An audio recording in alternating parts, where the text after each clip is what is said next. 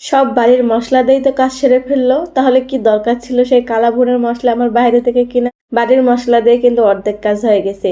তাহলে আমার শুধু শুধু টাকাটা অপচয় হলো, তাই না? কি দরকার ছিল? আগে যদি জানতাম তাহলে আমি কখনো এই কাজটা করতাম না। আর আপনারা হয়তো বা ভিডিও দেখলে হয়তো বা বুঝতে পারবেন যে শুধু শুধুই আমরা বাইরে থেকে কালা ভুনের মশলা কিনে এনে টাকাটা অপচয় করি। সেই জন্য ভাবলাম আপনাদের সঙ্গেও ভিডিওটা শেয়ার করি, তাহলে বুঝতে পারবেন। হ্যালো, আসসালামু আলাইকুম সবাইকে, কেমন আছেন? আশা করি ভালো আছেন। দেখেন, সব মশলা কিন্তু বাড়িরই। Soya sauce, chilli sauce, tomato sauce, even আদা রসুন বাটা, গুঁড়ামরিচ, হলুদ লবণ, এগুলা তো আছেই। এগুলা বাদ দিয়েও যেগুলা লাগে সেগুলো তো বললামই। সস মস সবই তো বাড়িরই। তাহলে কি প্রয়োজন ছিল বাইরে থেকে কিনা? ওই যে অজানা থাকলে যেটা হয়, যারা জানে না তারা কি করবে? আমিও তো জানতাম না।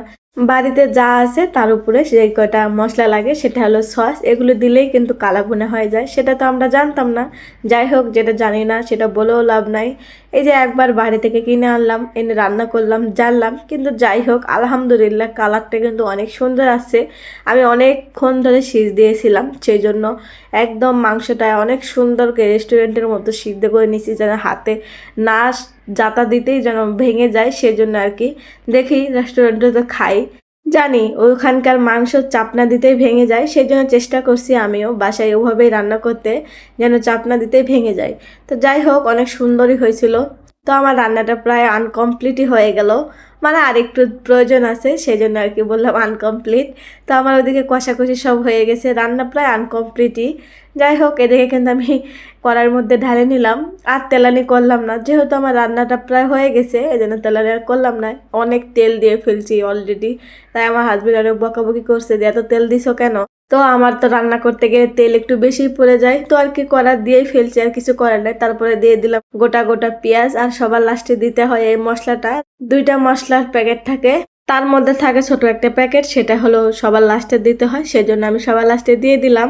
আর সুন্দর করে গোল গোল করে পেঁয়াজ কেটে রেখেছিলাম আগে থেকে, সব কিছু দিয়ে দিলাম, দিয়ে আলতোভাবে নাড়াচ্ছিলাম যাতে পেঁয়াজগুলি ভেঙে না যায়, ভাঙানো যাবে না আর কি। আর রেস্টুরেন্টে তো আস্তই দিয়ে দেয়, আমি ওইভাবে দিলাম না, বাসায় খাবো যেহেতু, বাসায় রান্না করতেছি, সেজন্য আর কি একটু নাড়াচাড়া করে নিলাম। দেখেন কালারটা কত সুন্দর আছে, আলহামদুলিল্লাহ, মাশাল্লাহ, আলহামদুলিল্লাহ। আল্লাহ যা করে ভালোই করে। যাই হোক, টাকা অপচয় হয়েছে কি হয়েছে, রান্না তো করলাম, শিখে নিলাম, শিখতে পারলাম। এটা কে শিখাবে বলেন? নিজে হাতে রান্না করে নিজেই শেখা, নিজে খাওয়া, নিজেই হাজবেন্ডকে খিলানো, এটাই তো অনেক। কে আমাকে শিখাবে? কেউ শিখাবে না। মা তো আমার জানেই না এভাবে কি রান্না করতে হয়, শাশুড়িও জানে না। শাশুড়িকে বললে তো আরও বলতে পারবে না, কি আর করব। ওদিকে কিন্তু রান্না বান্না আমার শেষ, আমি ওখানে খাওয়া শুরু করে দিয়েছি। আমি টেস্ট করতেছিলাম, আমার হাজবেন্ড বলতেছে তুমি একে খায় দেখো কেমন হয়েছে। ও কিন্তু নিয়ে গেছে রুমে, আমি খাচ্ছিলাম। তো কেমন হলো অবশ্যই কমেন্ট করে জানাবেন, আর ভালো থাকবেন সবাই।